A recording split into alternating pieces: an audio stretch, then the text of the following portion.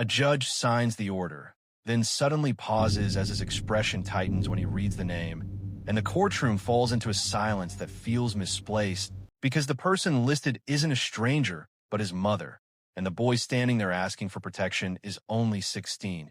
He stands without a lawyer, shoulders steady, voice calm in a way that feels practiced, explaining he isn't afraid of her strength, but of what happens when she loses control where everyone can see.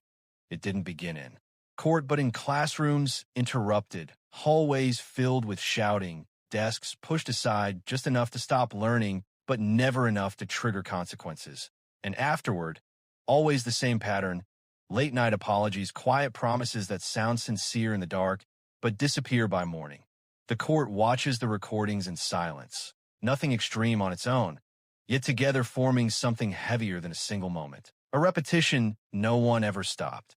The judge leans forward and asks if he hates his mother, and the boy shakes his head without hesitation, saying he just wants to finish school without wondering if today will be the day she shows up again.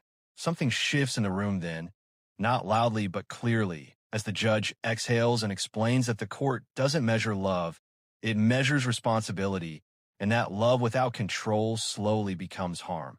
His pen moves again, slower this time, as the decision settles into something inevitable, the order granted not as punishment, but as distance from a pattern that refused to change. And when it's over, the boy doesn't look relieved or angry, just steady, as if he has finally stopped waiting, because sometimes walking away isn't betrayal. It's the only way to survive someone who keeps promising to become who they never do.